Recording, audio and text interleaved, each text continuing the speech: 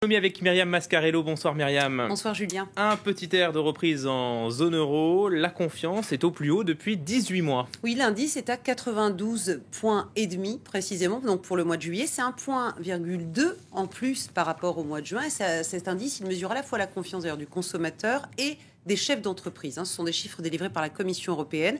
Alors c'est vrai dans tous les secteurs économiques, à part la construction, le secteur de la construction qui est encore à la peine, effectivement en Europe, en zone euro et par exemple en France. C'est vrai dans les grandes économies de la zone euro, sauf aux Pays-Bas où bizarrement là la confiance n'est pas vraiment, ne suit pas cette hausse que l'on observe dans les 4 autres grandes économies de la zone euro.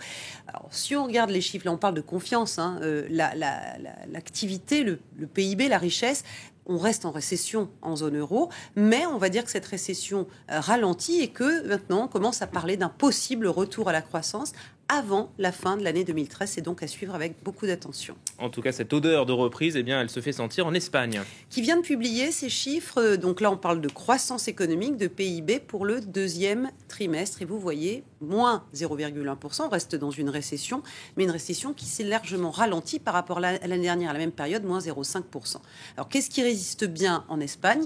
Il y a les exportations qui portent la richesse nationale, et puis le tourisme qui limite la casse parce que l'Espagne reste un pays profondément attractif en termes touristiques. Il ne s'agit pas non plus de crier victoire. L'Espagne garde le record absolu des pays industrialisés en matière de chômage avec un taux au-delà des 26%. Et toujours en Espagne, à noter les bons résultats de Santander. Oui, qui est la première banque espagnole et qui publie son bénéfice pour le premier semestre en hausse de 29% à 2,225 milliards d'euros. C'est exactement ce qu'on avait prévu. Donc voilà, Santander remplit les objectifs, d'autant plus facilement que la moitié de ses bénéfices, elle les réalise en Amérique latine, donc qui est un continent à forte croissance par rapport à l'Europe et à la zone euro. Et la rentabilité de Santander y augmente dans ce continent.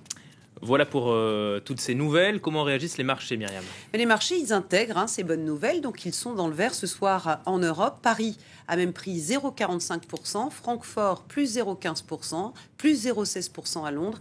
Et on va voir comment ils évoluent demain, puisqu'on attend notamment les commentaires de la Fed, la Banque centrale américaine, sur le soutien ou non à l'économie aux États-Unis. Et puis, on aura d'ailleurs les chiffres aussi de la croissance américaine au deuxième trimestre. On en vient à l'actualité en Égypte, c'est toujours le blocage et la crise économique s'installe, Myriam. Voilà, c'est vrai que la croissance, par exemple, a été divisée par 2 en 2 ans depuis le début des événements. Elle est passée de 4 à 2%. C'est vrai que là, le tourisme s'est littéralement effondré. Avec lui, les réserves de change. Il n'y a plus d'entrée de devises en Égypte. C'est un des rares pôles, on va dire, de stabilité objective, sans prendre parti, sans avoir d'opinion, c'est l'armée. On a vu qu'elle a repris là le pouvoir et c'est bien le cœur du problème en ce moment sur le plan politique. Et on voit aussi à quel point elle pèse sur le système économique égyptien. Donc enquête sur ce poids économique de l'armée par notre correspondante au Caire, Sonia Dridi. Zeynep Aboulmagd est l'une des rares civils à avoir eu accès aux usines de l'armée qui contrôlent un large pan de l'économie égyptienne. Ils produisent presque tout ce que vous pouvez imaginer. Les pâtes, l'huile d'olive, l'eau minérale, les casseroles et les poêles, les fours, mais aussi le ciment, le fer, l'acier ou encore les produits chimiques et les pesticides. Tout. À quelques mètres du lieu de l'interview se trouve l'une des entreprises de l'armée, cachée derrière les arbres. Les militaires sont également propriétaires de fermes et contrôlent de nombreux terrains, mais difficile d'évaluer le poids de l'armée dans le PIB du pays, car ces activités sont totalement opaques. Selon mes estimations, ce n'est pas plus de 10%.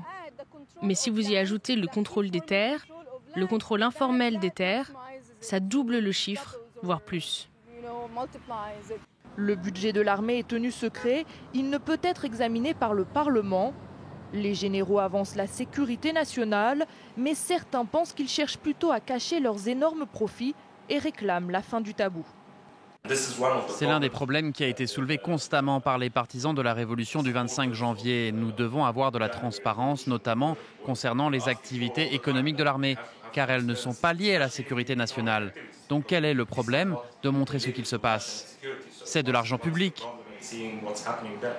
Avec le retour de l'armée sur le devant de la scène politique, ces activités économiques devraient encore rester un certain temps intouchables. Et puis du côté des entreprises, EADS change de nom, mais pas seulement. Non, effectivement, EADS va devenir Airbus. C'est pour l'instant un des appartements du groupe EADS, mais c'est aussi 2/3 de son chiffre d'affaires. C'est aussi la marque la plus connue. Donc voilà, a priori, ça va devenir Airbus. On le saura pour sûr demain soir, mais le conseil d'administration, c'est ce soir. Au-delà du cosmétique, au-delà de ce changement de nom, il y a vraiment un changement d'organisation autour de 3 branches, l'aéronautique civile, le militaire, les hélicoptères. Et le but, c'est de doubler la rentabilité du groupe d'ici 2015 pour arriver à 10%. Merci Myriam, c'était l'écho. Restez avec nous à suivre le journal de 20h30. Nous serons en direct du Caire. Les pro-Morsi entendent faire le plein de manifestants près d'un mois après la destitution de leur président. A tout de suite.